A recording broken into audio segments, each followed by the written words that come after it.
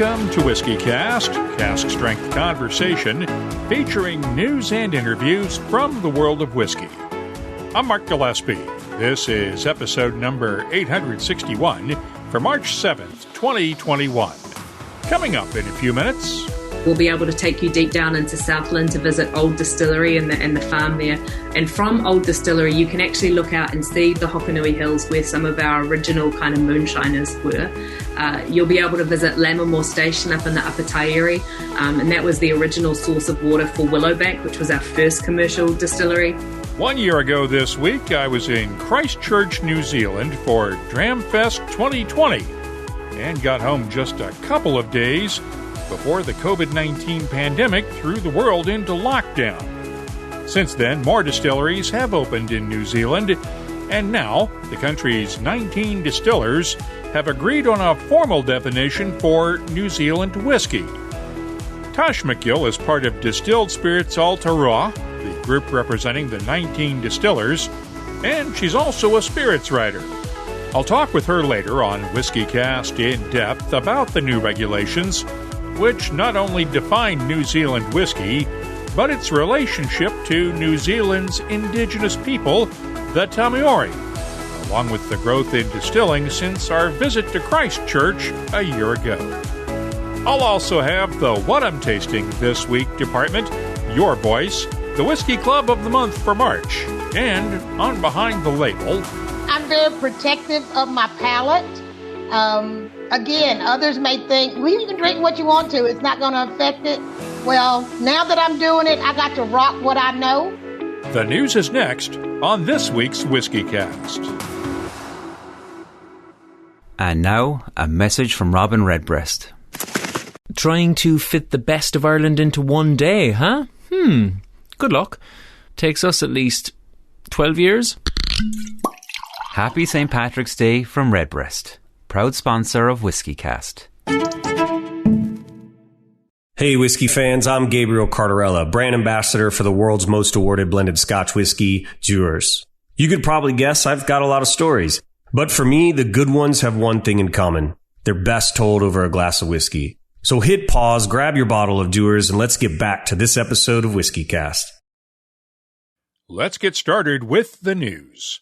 There's at least a partial resolution of the transatlantic trade dispute that has hammered whiskey sales on both sides of the ocean for nearly 3 years now.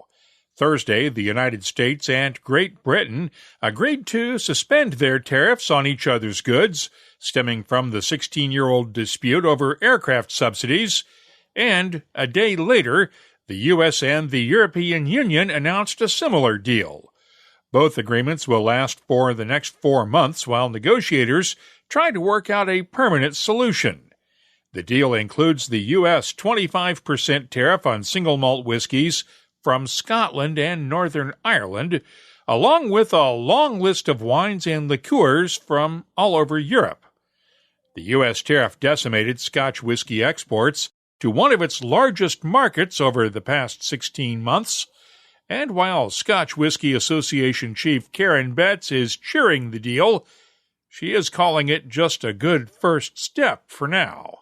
I'm conscious that the deal did not include American whiskey. We have asked the UK government about that. And, I do think that this is on both governments' minds as well. The UK government has reassured us of that. And I think they will come to that dispute, hopefully as quickly as possible. But, they do understand that aspect needs to be resolved as well. And, you will know that many of the companies in our industry are invested both in Scotch whisky and in American whisky. So it matters to everybody holistically that these tariffs are resolved on both sides of the Atlantic. So yes, we've got a sort of pause in the Scotch whisky tariffs. We will be working to ensure that both the UK and the US are constructively talking, and that settlement is moving along. And we will also be reminding both sides that the American whisky tariffs need to be removed as well. Which was something that Boris Johnson had actually promised during his last campaign, was that those tariffs would be removed as soon as he took office, and they weren't. Yeah, I mean, the UK government, having left the European Union from the beginning of this year, has an independent trade policy, and so it has the power to set its own tariffs. They have not removed the tariffs on American whiskey, as you say. I think that is, forms part of their negotiating strategy. But yes, they can do it now, and as I say, we will keep on reminding them that they need to do it. We need a whiskey for whiskey resolution. But I do think that, today, what we have seen today is that both sides are in really detailed discussions about some of the problems that are unrelated to our sector, but that have caused these tariffs. And I think that is really positive news. And I hope that there will be a good result on the American whiskey side too, and that indeed the steel and aluminium and the ever-spurring aspects of these disputes that have nothing to do with us will get sorted out.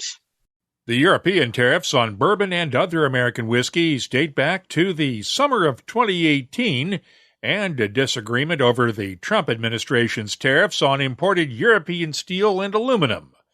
At the time, Great Britain was still part of the EU, but as Karen Betts said, the UK got the ability to negotiate its own trade deals once Brexit became final on January 1st. Her counterpart in Washington, Chris Swanger of the Distilled Spirits Council, also called this week's moves a good first step. When I spoke with him after Friday's announcement, he said it showed the Biden administration's intention to rebuild U.S. relationships with its allies.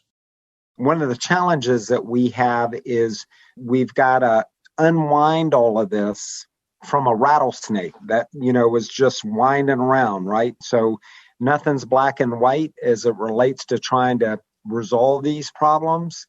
The best news that we have with today's announcement is I think there is a recognition by the U.S. government that the hospitality sector has been greatly pained.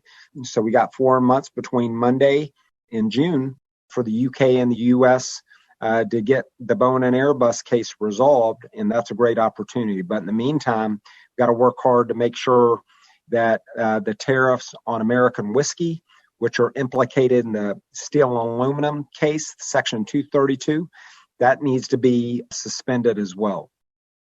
The European and UK tariffs on American whiskeys are scheduled to double to 50% this June, unless there is an agreement on steel and aluminum imports in place. Scotch whiskey makers also got some more good news from the politicians this week. Wednesday, British Chancellor of the Exchequer Rishi Sunak presented the government's 2021 budget to Parliament. This is a tough time for hospitality, so I can confirm that the planned increases in duties for spirits like Scotch whisky, wine, cider and beer will all be cancelled. All alcohol duties frozen for the second year in a row, only the third time in 2 decades. While the Scotch Whisky Association had been hoping for a cut in alcohol taxes because of the economic damage from the COVID-19 pandemic and the U.S. tariffs, Karen Betts told me a freeze was better than the alternative. It was a good result for the industry. We had asked for a cut, but we do understand that, firstly, the circumstances, the context in which the Chancellor was doing his budget is very difficult. Obviously, government finances during the COVID pandemic have been really stretched with the amount of money that the government has had to put in to support the economy. So a cut was probably always a stretch. I think a freeze is a good result. The whiskey industry will also benefit from several economic stimulus programs in the new budget, including one that will allow businesses a tax write-off of up to 130% for new investments in equipment and capital projects. We have more on both tariffs and taxes in the news section at WhiskyCast.com. Updating a story from last week now, Kentucky state lawmakers have completed work on a bill that tweaks some of the language in last year's landmark direct-to-consumer shipping law. It'll help distillers expand direct shipments as more states allow their residents to receive alcohol shipments, with more than 15 states looking at that option, in addition to the 10 or so that already offer reciprocity with Kentucky. The bill now goes to Governor Andy Beshear, along with 2 other bills supported by the Kentucky Distillers Association.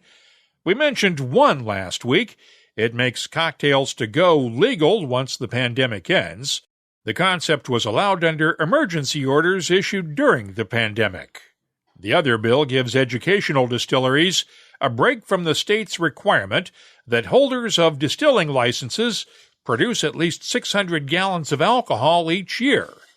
That's becoming an issue as the University of Kentucky builds a small-scale distillery as part of its degree program through the James B. Beam Institute.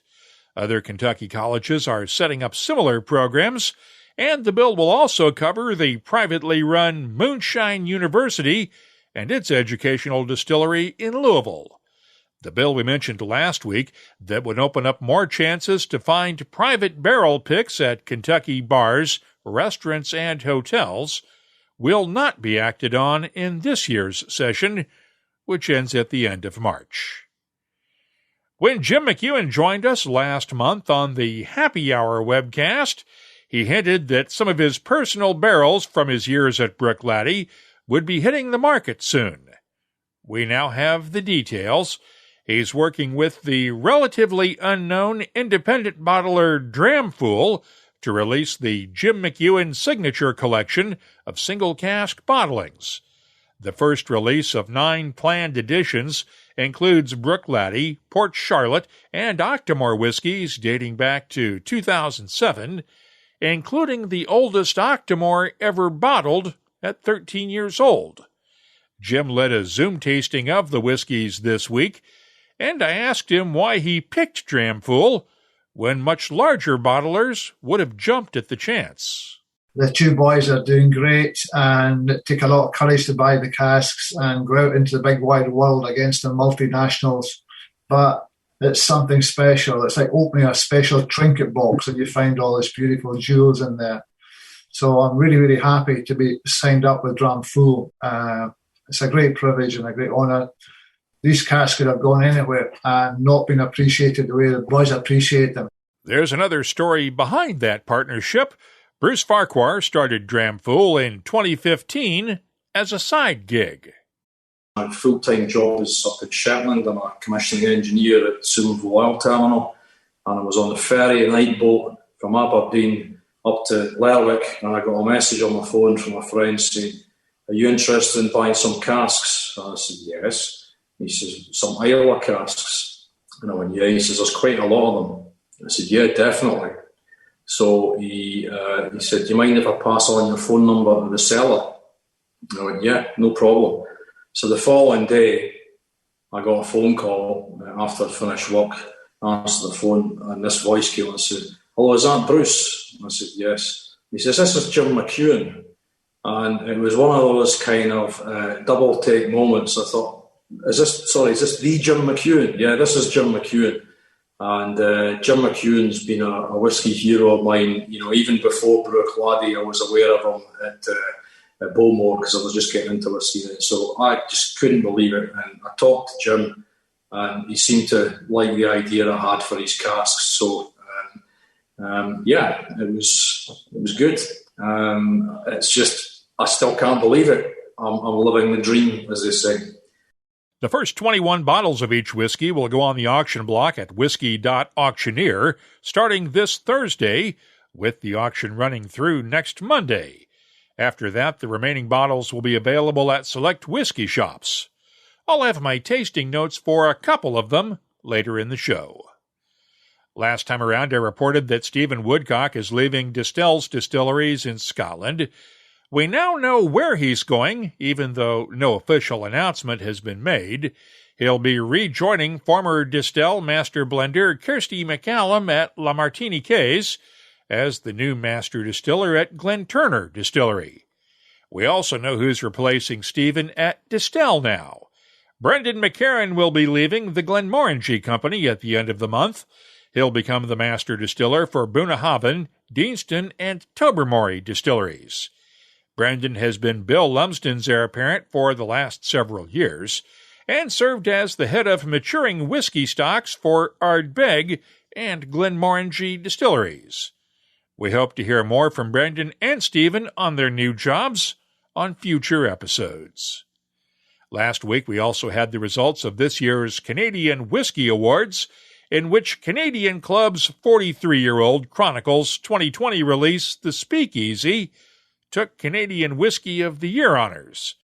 It's the oldest Canadian whiskey ever bottled so far, and it's also the third in the Chronicles series that started in 2018 with a 41-year-old and continued in 2019 with a 42-year-old whiskey.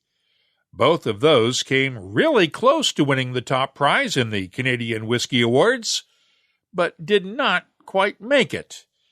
I wasn't able to get Canadian Club's Tish Harkis on the phone in time for last week's podcast, but when we finally talked the other day, she was still excited. Well, I got really emotional first, thinking, oh my God, did I just hear this? And then my phone started blowing up, and then the tears came, and the emotions and the shakes came, and, it just was like a blur for a couple of 3 minutes there, thinking that, you know what, I was thinking we weren't going to get it. But this one, the second I put this on my palate last year, when I tried it, I went, oh my God, this is something that is just beautiful. I mean, just more than beautiful. If you can describe extraordinary as far as the whiskey goes, that's the profile that it fit. And I went, this one is just something magic. It's unbelievable. And there was a couple of the big head guys at the AGCO, and they said the same thing, like, wow, Tish. And I went, I know. So I hope I'm sure you will. I don't hope. I know you will have the same expression when it happens to you. But I was in shock. I guess shock is the word. I was just kind of like, I can't believe we got this. The Canadian Club 43's standing as the oldest Canadian whiskey ever bottled will not last for long. There's a 44-year-old coming this fall in the Chronicles series, with a 45-year-old release planned for the fall of 2022. After that, the next release in the series is expected to be a 50-year-old. Here's one sign of the impending comeback for small-scale distillers as the U.S. hospitality industry gradually starts to open back up. Trib Live reports Pittsburgh's Wiggle Whiskey will be hiring 99 new employees over the next 9 weeks. The distillery had 175 employees before the pandemic led state officials to order business shutdowns a year ago this month, and about 85 full-time workers stayed on. Wiggle's main tasting room and bottle shop at the distillery are open, along with one satellite bottle shop. The other Wiggle satellite tasting rooms and shops around Pittsburgh remain closed for now. 2 distillery workers are recovering from burns following an explosion and fire last Saturday at the Elkins Distilling Company in Estes Park, Colorado. Investigators are still trying to find out what caused the explosion, which did extensive damage to the building, as well as leaving the 2 men seriously hurt. Their names have not been released.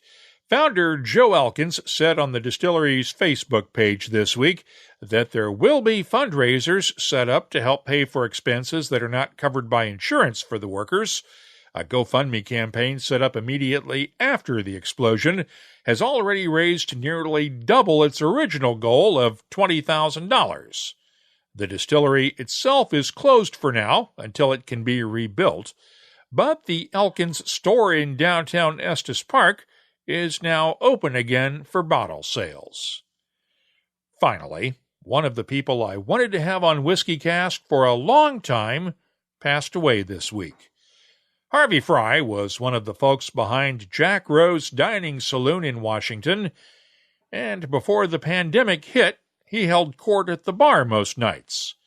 He was an obsessive Scotch whiskey collector, and back when Washingtonian magazine did a profile on him in 2011, shortly before Jack Rose opened, His collection was estimated at somewhere around 5,000 bottles. Many of those bottles wound up being served at Jack Rose over the years. Now, Harvey had a reputation for being a bit cantankerous at first glance, but a lot of that was an act. He also had a heart of gold when it came to whiskey and the people who love it. The past year was difficult. With the bar at Jack Rose closed most of the time because of health restrictions, Harvey was isolated at home, with only Bill Thomas and a few trusted friends bringing him food to minimize his chances of being exposed to COVID-19. He died Monday night, just 3 weeks before what would have been his 83rd birthday. I mentioned that I had often wanted to have Harvey on the show as a guest, but I never did make the time to stop by Jack Rose when I was in Washington to sit down with him. That's a conversation I will always regret not being able to have. Harvey, rest well. You can keep up on the latest whiskey news all week long at WhiskyCast.com.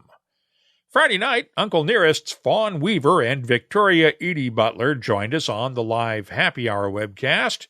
If you missed it, you can always watch the replay on our YouTube channel. This week, we'll have one of our popular Whiskey Writers Roundtable sessions. I'll be joined by Becky Paskin of OurWhiskey.com, Johnny McCormick of Whiskey Advocate Magazine, and Udo Sontag, who worked with Jim McEwen on his new memoir, A Journeyman's Journey. Join us Friday at 5 p.m. New York time, 2200 GMT, on the WhiskyCast YouTube channel, our Facebook page, Twitter, and Periscope.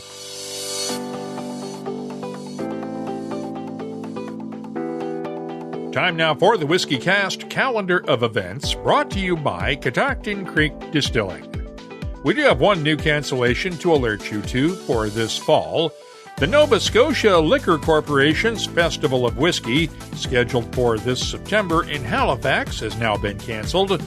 The Atlantic Canada provinces have had very stringent travel restrictions in place since the start of the pandemic, and the NSLC decided now to cancel its in-person events for the rest of this year. Elsewhere, Julio's Liquors in Westboro, Massachusetts, has Zoom tastings this Wednesday with West Cork Distillers and next Wednesday with Walsh Whiskey's Writer's Tears and The Irishman. Tickets are still available for the Jefferson's Bourbon Dinner at Bourbon's Bistro in Louisville, Kentucky. That's coming up on Thursday night. Aries Fine Wine and Spirits has an in-person book signing with Robin Robinson this Saturday in White Plains, New York. His book, The Complete Whiskey Course, will come along with samples you can taste while reading. The Whiskey Exchange's Billy Abbott will lead an online tasting of new Irish whiskies on St. Patrick's Day, March 17th. McTears has its next whiskey auction March 26th in Glasgow, Scotland, and tickets are still available for the Whiskey Obsession Festival in Tampa, Florida, April 8th. As always, please keep in mind that all in-person events are subject to change on short notice, depending on local public health restrictions. We are updating the calendar at WhiskyCast.com throughout the week as we get word on event changes, along with adding new events to the list. If you're planning a whiskey event, whether it's in person or online, please use the contact form at WhiskyCast.com to let us know about it, and we'll add it to the list. The calendar of events is brought to you by Catoctin Creek Distilling, makers of the Virginia Rye Whiskey. You'll find their Roundstone Rye at fine whiskey shops in 26 U.S. states, 3 continents, and online.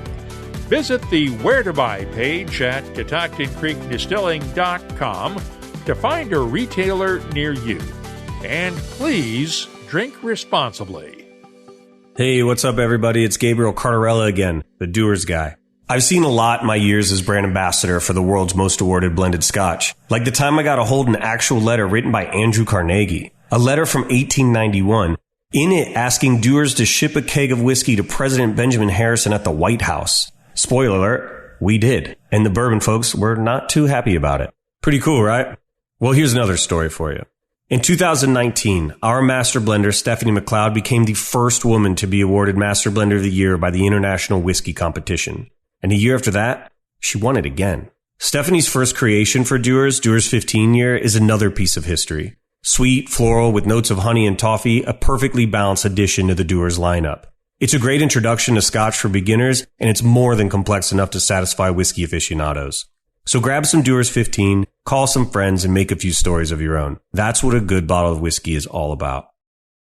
WhiskyCast In-Depth is brought to you by the Distillers Edition Collection.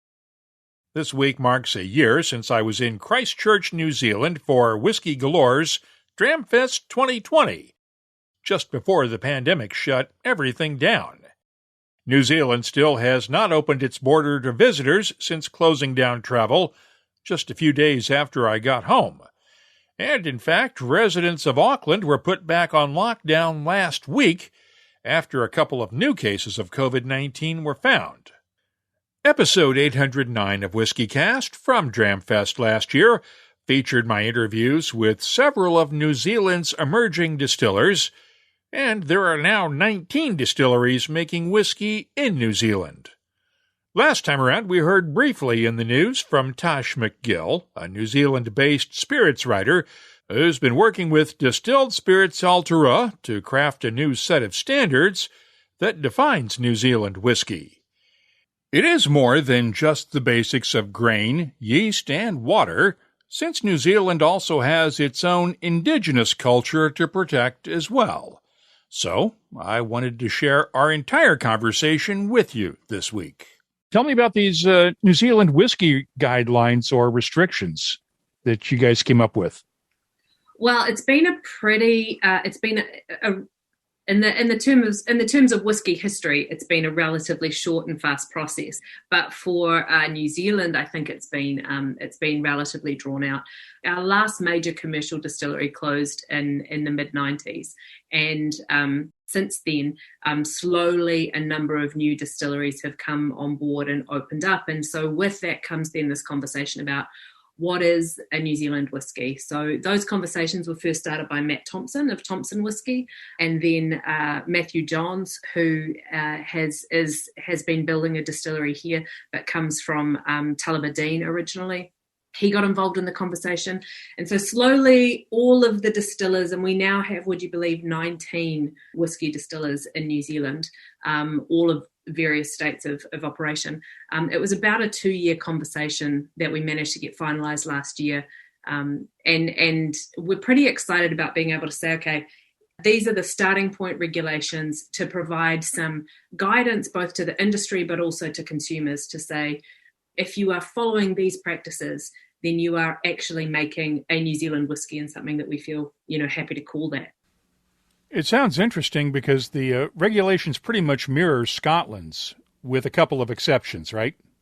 With a couple of exceptions. Look, New Zealand is, originally, at least the original European migrants here were largely European, and an enormous number actually came from Scotland and Ireland and England. And so it would only be fitting to kind of pay tribute and heritage to that tradition. A lot of the whiskey that's being made here is actually being made in a traditional Scots sort of style. But we also needed to create some room within that and to recognise the fact that we are in fact a New World whiskey. That's our classification, and there's really no two ways going about it when you come from a country that's only really been formally known for about 180 years or so. So what are the differences other than minimum 2 years instead of 3 in Scotland? Are there any other differences? Well, you could argue about the definition of copper pot still that we've included. So we've left it intentionally and relatively open, in that the still must be predominantly, in other words, it must be mostly, the vast majority of the still must be copper. But other than that, most of the still terminology is fairly in keeping with the SWA. One of the things that we haven't stipulated is that we have not stipulated oak. We have left that open in terms of wood. And that's partly because there's a lot of there's existing experimentation, there's historical experimentation, and there's lots of interest in experimenting with New Zealand's native trees in the same way that we've experimented with botanicals and gin, how New Zealand's native woods might be used to influence and shape the character of the spirit. You also didn't specify New Zealand barley. I'm betting that's because there was one distillery that's not using local barley. There are actually a number. So the truth of it is that New Zealand actually grows incredible grain. In fact, gold medal award winning in 2020. It has incredible yield, but there's a little bit of a weirdness in the way that our grain economy works, and that's that we actually run at a 30% deficit, and a large majority of grain that we grow here actually ends up going into supporting our agricultural industries. So we're importing a lot. So some distilleries import directly from distributors offshore.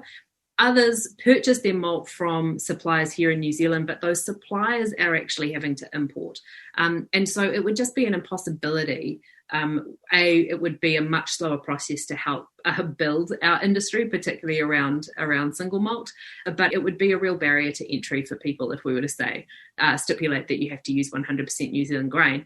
That being said, we do have a number of really boutique and wonderful farm-to-bottle distilleries where they're actually growing their own grain. So Old Distillery is in the process of moving into their more commercial distillery, and they're third-generation grain farmers. So, it's not going to be hard for people to find that. It's actually going to end up being a specific story that people can tell. I have a quick question about the place names or geographical indicators in the prohibitions section. Are you guys intending that to mean that you couldn't, say, have a New Zealand South Island single malt or an Auckland single malt? It just has to be either New Zealand single malt or New Zealand whiskey?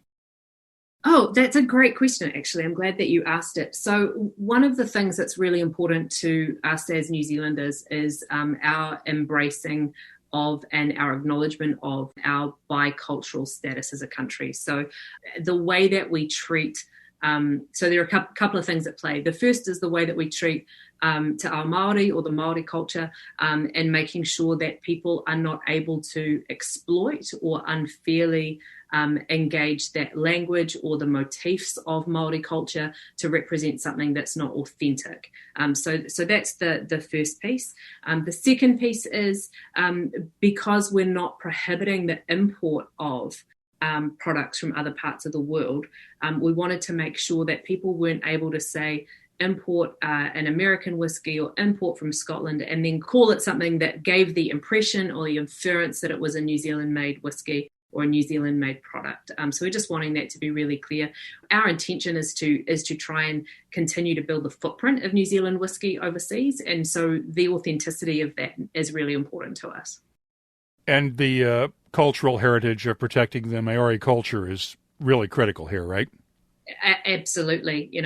From my perspective, really important. And that's everything from the design motifs that are so inherent to that part of our culture, but also the language that we use. So, kia ora is a very common greeting, and if somebody was to say, appropriate that word into a branding piece, and if they, it's not to say that people can't do that, but what we're asking is that they do it in an appropriate fashion. So that means through consultation, through making sure that the right people are comfortable with it, and that the language is then being used for relevance and because it's meaningful, not just because it sounds cool or it's an easy way of tapping into the brand value that might have in offshore markets. Now, this is binding on your members for the association, right? Mm-hmm. Yes, but it doesn't have the force of law yet. Is that a possibility? Absolutely, yeah. That's so the intention of we've always acknowledged from the very beginning that the process of developing the regulations is in fact the necessary first step of taking it into legislation. So now that the industry body has agreement and consensus around this, it gives us the next step to move forward. It was only and always ever going to be the first step, and the end goal is legislation, which we're now trying to move towards with speed. That means we have an interesting kind of period of time because because we've got such a great amount of consensus, it's quite, I felt this twinge of competitiveness when the Japanese regulations were announced a couple of weeks ago, because I thought, we were so close to beating them. But it's not a race. We've got such consensus within our distillers, which I think is really wonderful. It says something about the way that New Zealanders want to work together to both improve the quality, but also to build the reputation of our whiskey industry. So because we've got that consensus, it's a really wonderful thing to be able to say, okay, now we can enter into a process of, 12, 24, 36 months of consultation to move it into legislation, but the whole team is behind it, and it's going to make it a lot easier for distilleries who perhaps want to start up over the next couple of years before it becomes law, to make sure that they're able to be stepping in sync with the rest of the industry. So we've fought the hard battles first. And you've got political support for this too, right? We do. There are during our first lockdown, there were a number of people in government that were delighted to make sure that the industry kept producing and that stock continued to be made available. So we're looking forward to that consensus also helping us to bring this across the line. Let me guess. They wanted the tax revenue and they wanted access to the whiskey. Absolutely. Quick question for you. Aotearoa, is that how it's pronounced? Pronounce it for me, because I'm just a dumb American. I don't know how to pronounce this one. That you make the effort means the world. Aotearoa. Aotearoa. Mm-hmm. That's pretty close. Okay. Yep. I wasn't 100% sure, and I wanted to make sure I got it right. Yeah, that's it. So that is the original name for New Zealand. It means the land of the long white cloud, which, Mark, you've been here. It was mostly sunny, but, I think everybody who's ever been to New Zealand recognises that long white cloud that hangs above the land sometimes. Yeah. So it was important for us to call out in the regulations, because one of the things that people will see if they read them is that there is actually a lot of space in there for innovation and for experimentation. One of the things that we wanted to be really conscious of is that, harking back to that cultural significance, that the word Aotearoa could be used interchangeably with New Zealand when referencing, the actual category. But also we've done the same with whiskey, with an E and without. And that's just recognising that whilst many of us hearken from a Scottish background and heritage, not everybody. And we also want to encourage people to experiment or to consider how they might make more American style whiskies, or might engage with other parts of the New World where the use of, whiskey with an E would be relevant. How you been doing otherwise? I've been doing pretty great. For me, it's a really exciting, as a spirits writer, it's a really exciting period of time in the New Zealand whiskey history. And I was having a chat with Dave Broom the other day, and I sort of said, it's so amazing the work that he does with the Liquid Antiquarian, which I really enjoy, just in terms of the deep dive in history. It's so strange to have this dichotomy of there are so many other spirits writers around the world who have the opportunity to dive into these really rich histories, centuries of stories and characters and people. And then we're kind of on the other end of it, which is that we have a little bit of whiskey making history, but it's mostly to do with, hidden stills in the foot of the Hokonui Hills back in the 18th century. And then there's really not much in terms of commercial production. So in some respects, it's just incredibly exciting to feel like, we're at the real beginning, or the kind of the opening few chapters of the book. And part of that are the number of whiskies that were released last year, the number of whiskies that will be released this year. So, I'm sort of telling anybody who's prepared to listen about Waiheke whiskey. They've been putting stocks down for, 10 to 12 years. They built their own geodesic still off a design based out of the mid-1800s. And some of their stock just is absolutely incredible. So, there's so much to be excited about. I've got to try that. I didn't get a chance. They didn't have anything out last year. No, well, it's one of those things of when you have when you have a brand and you have a stockpile and you're trying to figure out what's the right time to go to market.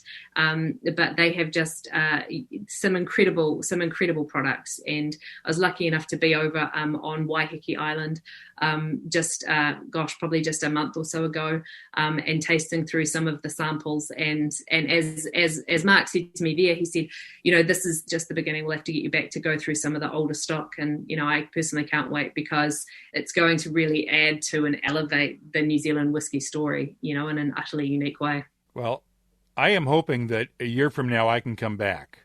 If you can have DramFest next year, and if I come back down, I'm planning on staying at least a full extra week this time, just so I can hit some distilleries.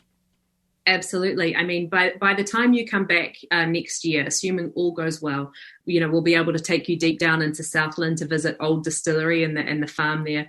And from Old Distillery, you can actually look out and see the Hokonui Hills where some of our original kind of moonshiners were.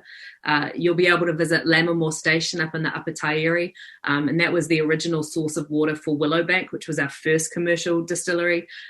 John and Susie Elliott are doing a really great job there, and you'll enjoy the poetry, I'm sure. So there'll just be that many more distilleries for you to visit and to taste some of what's going on. And not to mention Pocono Whisky, which when they start releasing their stock 2022, 2023, I mean, all of a sudden, I think, the world's going to be talking about New Zealand whiskey, not because they've heard of Cadrona and Thompson, but because they're all of a sudden really excited about what's happening across these sort of 19 different distilleries. Thanks to Tash McGill for joining us this week on WhiskyCast In-Depth. By the way, DramFest in Christchurch is only held every other year, and a decision is expected soon on whether to try and hold it next year, since it's not clear when New Zealand's travel restrictions might be lifted.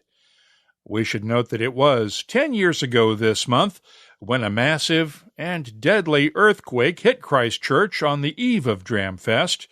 The event had to be pushed back 1 year, which put DramFest on its current every other even-numbered year schedule. New Zealand has been hit with a series of earthquakes again in the past week or so, but fortunately there have been no reports of injuries.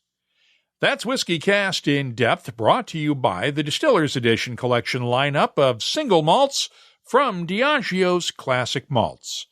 Look for the new 2020 editions of Oban, Talisker, Lagavulin, Cragganmore, Dalwhinnie, and Glenkinchie at a whiskey shop near you. And get all the details at malts.com. The What I'm Tasting This Week department is brought to you by Sagamore Spirit.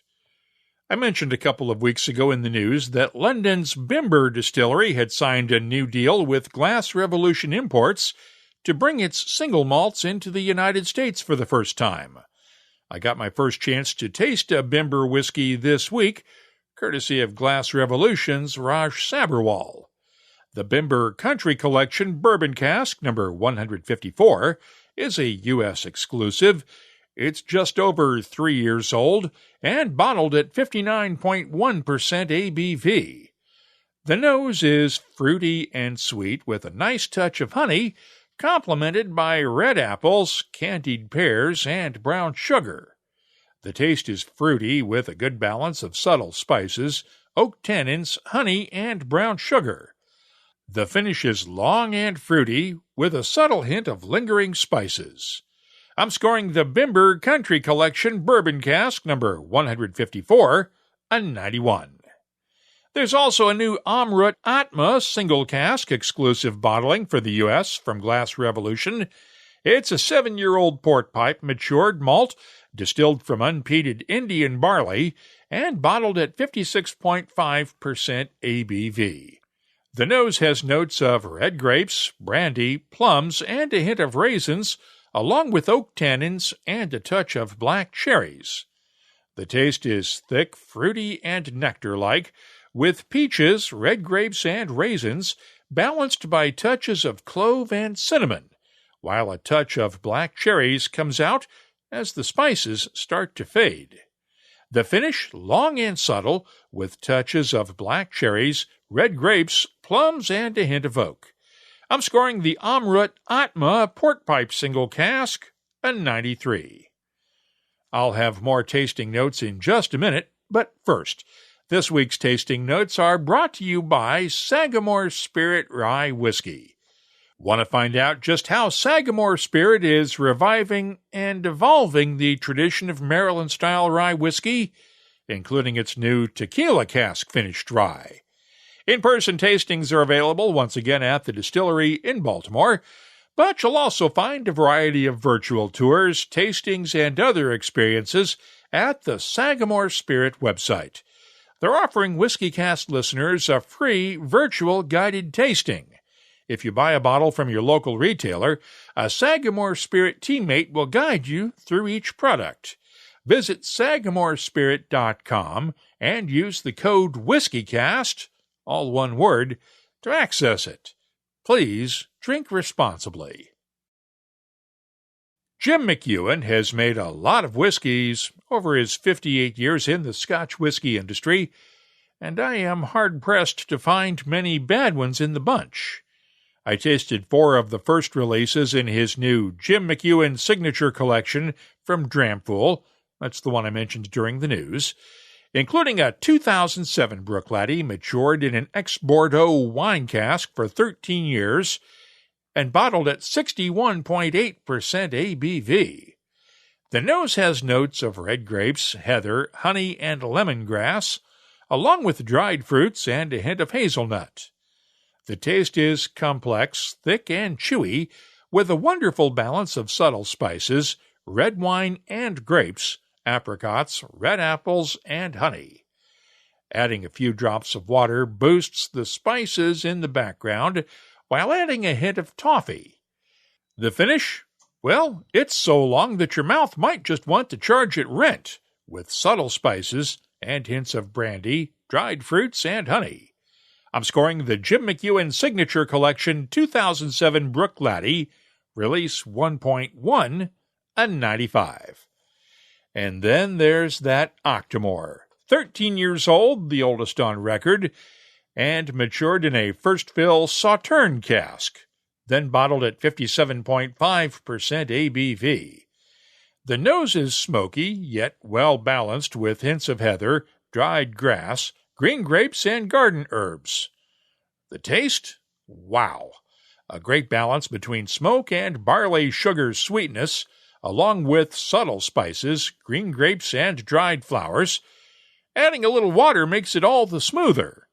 The finish? It's long and gentle with a comfortable smokiness that reminds me a lot of a dying campfire.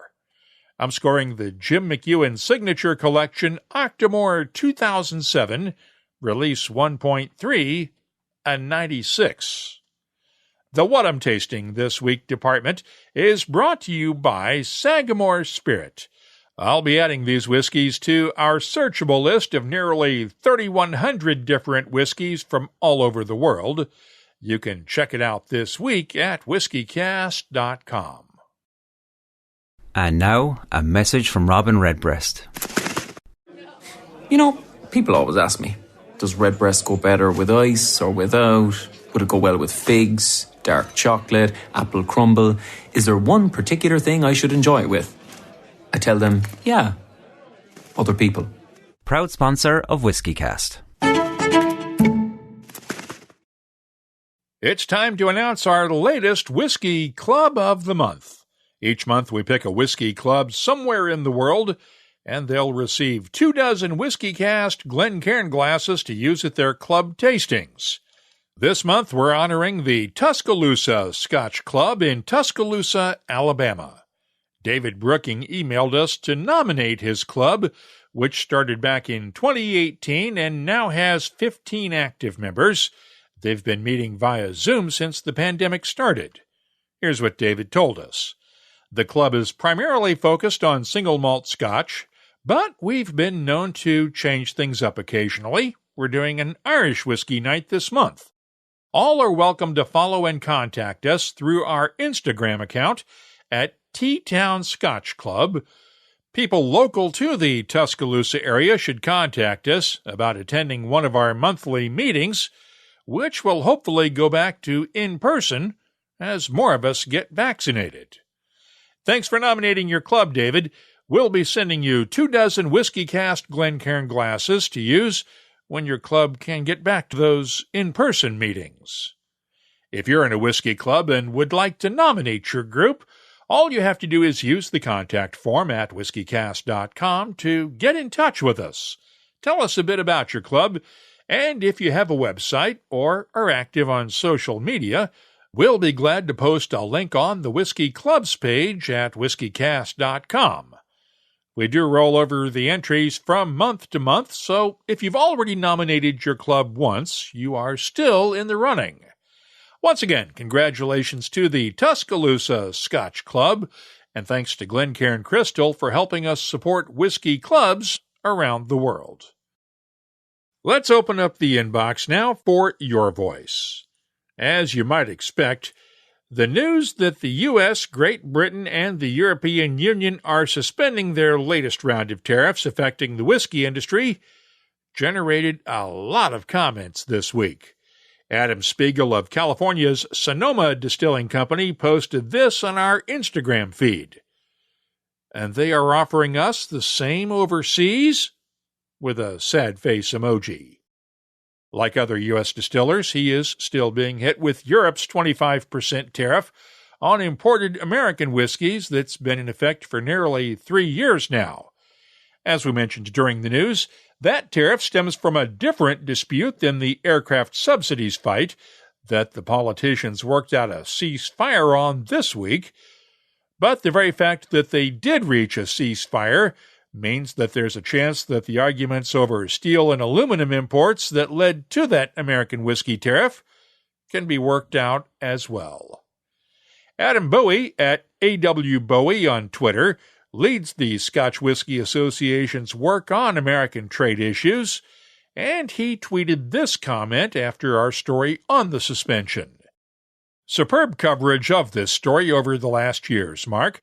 Trump's tariffs denied U.S. friends a chance to enjoy new single malts and expressions. Sad. UK investigation into the EU's steel rebalancing continues. So ideally, not long until British bourbon fans get equal relief. And at Watchman 999 Tornado was speaking for a lot of whiskey lovers on our social media feeds with this comment on Instagram. That's excellent. May retailers now pass that on to the customer and reverse the huge markup caused by this. Hate to be the bearer of bad news, but that's not likely to happen for a lot of reasons. I posted a commentary on the WhiskyCast website this weekend using, quote, Star Trek economics to explain why. You can read the explanation there. And if there's something you'd like to share with whiskey lovers around the world, you can always get in touch with us on Twitter, Facebook, or Instagram at WhiskyCast. The email address is comments@whiskycast.com. Let's close out the show now with Behind the Label, our look at the history, science, and all those other things that make whiskey unique. It's brought to you by Writer's Tears. Every whiskey blender has their own unique and often very specific routine when they enter the blending lab. If you've ever seen Richard Patterson lead a tasting, you've seen how he swirls some whiskey inside his Capita glass, then throws it on the floor to clean out the inside of the glass before he uses it. And that is not just for show, as anyone who's ever worked with him will verify.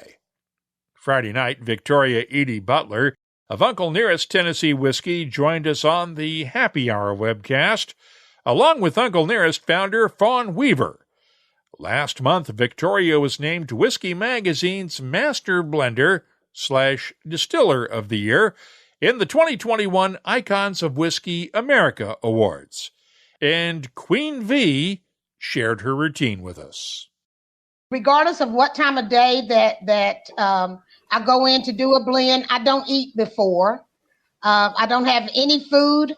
And now I do not drink any water in between each sample. And so for me, I know some might think that doesn't matter, but for me it does. And so I go into the tasting room with nothing on my stomach, and I don't drink any water. I take my time to do it, and it works for me. And I don't drink anything but Uncle Nearest. So I'm very protective of my palate. Again, others may think, well, you can drink what you want to. It's not going to affect it. Well, now that I'm doing it, I got to rock what I know. And this is working for me. It is working for our team. So that's it. My preparation always, I meditate every day. And I do that even on the day that I'm blending. And I don't put anything on my stomach. I don't drink any water in between each sample. And I keep my palate protected with Uncle Nearest Premium Whiskey. By the way, she also noses and tastes all of her samples neat, instead of adding water to lower the alcohol strength by about half, as most blenders do. As she said, it's a system that works for her. You can watch the entire webcast on our YouTube channel, and you'll find my in-depth interview with Victoria from last February in episode 807 of WhiskyCast. It's in the archives at whiskycast.com.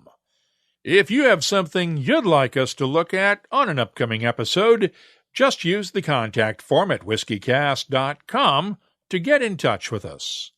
Behind the Label is brought to you by Writer's Tears.